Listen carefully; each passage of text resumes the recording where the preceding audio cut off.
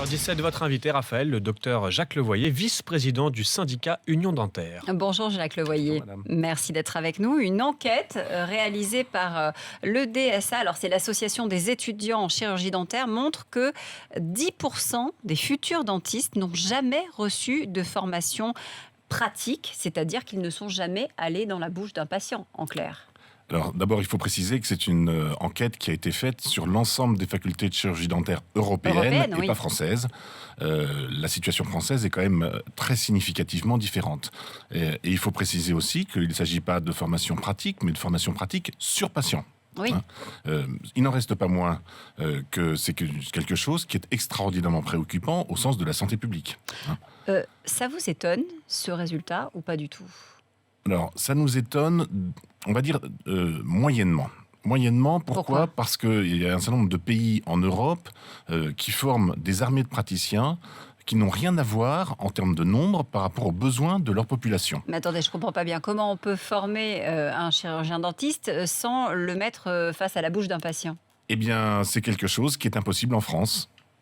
Dans l'ensemble, si vous voulez, la formation des chirurgiens dentistes en France, il y a... On fait de la théorie, quoi, simplement. On fait d'abord de la théorie, ça c'est, je dirais, pendant les 3 premières années, et ensuite il y a 3 ans pendant lesquels le praticien est en position, au début, d'observateur à l'hôpital d'un chirurgien dentiste ou d'un étudiant qui, lui, est en situation de réaliser des soins. Et ensuite, au fur et à mesure, il prend la main et lui-même, il soigne.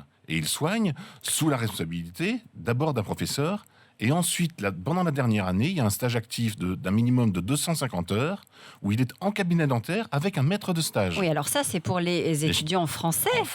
Mais on a aussi des praticiens qui arrivent chez nous en France, qui sont formés ailleurs. Et il y en a 34% des inscrits au tableau de l'Ordre national des chirurgiens dentistes chez nous.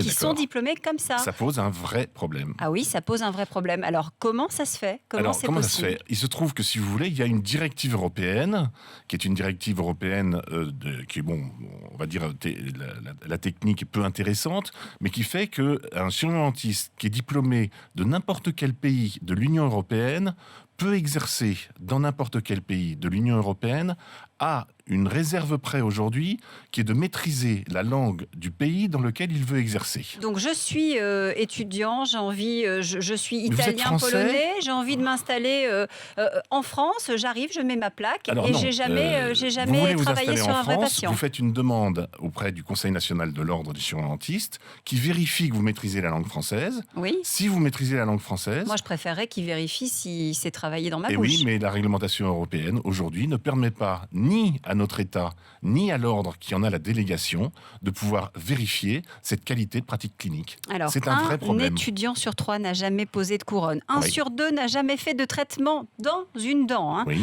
Ni même prescrit de traitement, ça paraît hallucinant. C'est une prescription de traitement dans le cadre des antécédents médicaux du patient. C'est surréaliste. C'est surréaliste. Et nous le dénonçons. Hein. Attention, je ne suis pas en train de le défendre. Hein. Nous disons c'est complètement anormal. Il faut que l'État français saisisse très rapidement la Commission européenne. C'est un problème de santé publique.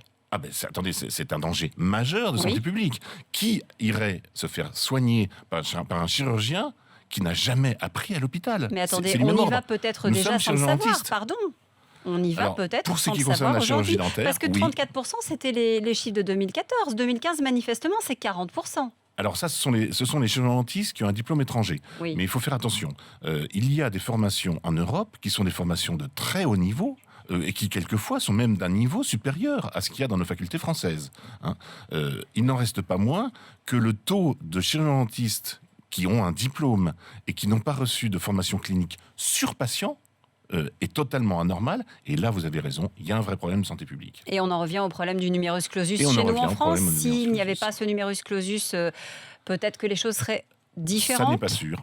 Ça n'est pas sûr. Je crois qu'il faut peut-être déporter le problème. Il faut se poser la question d'un numerus clausus européen. Une harmonisation. Une harmonisation. Alors d'abord, une modification de la directive, et de préciser dans la directive qu'il s'agit d'une formation clinique sur patient.